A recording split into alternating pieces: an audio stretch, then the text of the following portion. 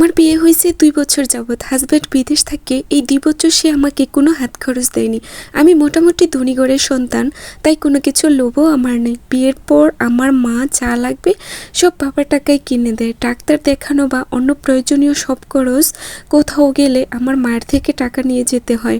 আমার হাজব্যান্ড প্রতি মাসে 1-1.5 লাখ টাকা করে তার মায়ের অ্যাকাউন্টে পাঠায়। এটা নিয়ে কোনোদিন আমি তাকে কোনো কিছু বলি নাই।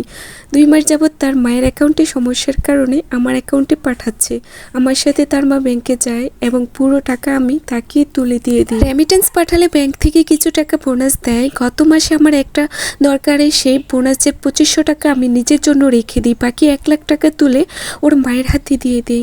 এরপর হাজব্যান্ড আমাকে বলে কেন আমি 2500 টাকা রাখলাম, সেই টাকাও কেন ওর মাকে দিলাম না। আমি আমার হাজব্যান্ডকে বললাম তোমার টাকাতে তো আমার হক আছে, এটা আমি নিতেই পারি। খুব বেশি অ্যামাউন্ট তো নেই নাই। সে অনেক খারাপ বিহেভ করছে আমার সাথে এবং আমাকে বলে আমি যেন সেই টাকাও ওর মাকে ফেরত দিয়ে দিই। আমি খুব কষ্ট পাই তার এরকম বিহেভ দেখে।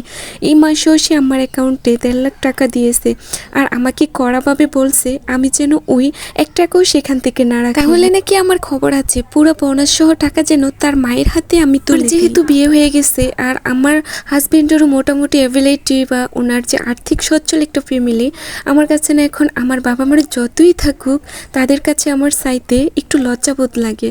হাজবেন্ডকে সুন্দরভাবে সেটা বুঝিয়েছি, আমাকে দামি গহনা ড্রেস এইসব কিছু কিনে দেওয়া লাগবে না তোমার, কিন্তু প্রয়োজনীয় টুকিটাকি বা বাসা থেকে কোথাও যাওয়ার জন্য সেই টাকাটা তো তোমার দেওয়া দায়িত্ব আর এটা আমার হক। সে উল্টা আমাকে বলে তোমার বাবা এত টাকা তোমার বাবার থেকে নেবা, আমাকে কেন বলো, না হয় নিজে ইনকাম করে খরচ করো।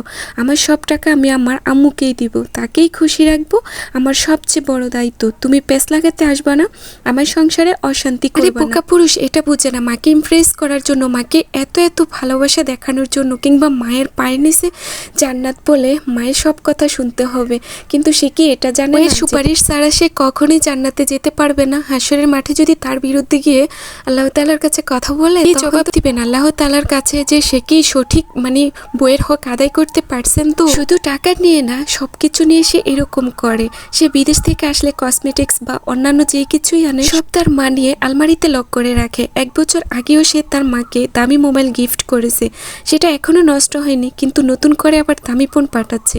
তার ইচ্ছে তার মা 2টা দামি ফোন ইউজ করবে, সেটা নিয়ে ঘুরবে। প্রকৃতপক্ষে আমার কোনো দামি জিনিসের প্রতি কোনো লোভ নেই, কারণ ছোটবেলা থেকে দামি জিনিস ব্যবহার করে বড় হয়েছি, কিন্তু একজন হাজব্যান্ড হিসেবে সে আমার কোনো দায়িত্বই পালন করছে না, বরং অপমানিত করছে, সবার সামনে হেয় প্রতিপন্ন করছে। আর আমি স্ত্রী হিসাবে তার কাছ থেকে যে অধিকারটুকু পাওয়া, যতটুকু হক আমার পাওয়া, তার কোনো কিছুই আমি পাচ্ছি না। আর অনেকে আমাকে বলে যে এই কথাগুলো তুমি তোমার হাজব্যান্ডকে সুন্দরভাবে বুঝিয়ে বললে ও ঠিক বুঝবে। আসলে সত্যি আমিও মাঝে মধ্যে বলি যে ওকে খুব সুন্দর করে বোঝাতে গেলে সে খুব খারাপ আচরণ করে। স্ট্রেট বলে দেয় সে আমাকে কোনো টাকাই দিতে পারবে না, কেউ নেই যে তাকে বোঝাবে। একটা বিবাহিত পুরুষের দায়িত্ব কি শুধু নিয়ম অনুযায়ী কবুল বলে আমি শুধু তার বউ হয়ে আছি, আদার্স আর কিছু না। খুব অসহায় লাগে আমার, এভাবে একটা বিবাহিত মেয়ে কিভাবে সারভাইভ করবে। আসলে আমার কি করা উচিত এখন আমি নিজেই কিছু ভেবে পাচ্ছি। আসলে এটা একটা ফুল লাইফ স্টোরি ছিল, সত্যি শুনে আমার খুব খারাপ লাগছিল। আসলে মানুষ একটা কথা বলে না, অভাবে নাকি স্বভাব নষ্ট। আসলে অভাবে স্বভাব নষ্ট হয় না। এসব কিছু নিচু ছোট মন মানসিকতার মানুষ আছে, তাদের শুধু অভাব না, আরও টাকা পয়সা থাকলেও তাদের মন মানসিকতাটা যে ছোট থাকে, নোংরা থাকে, সেটা সে বহিঃপ্রকাশ করে।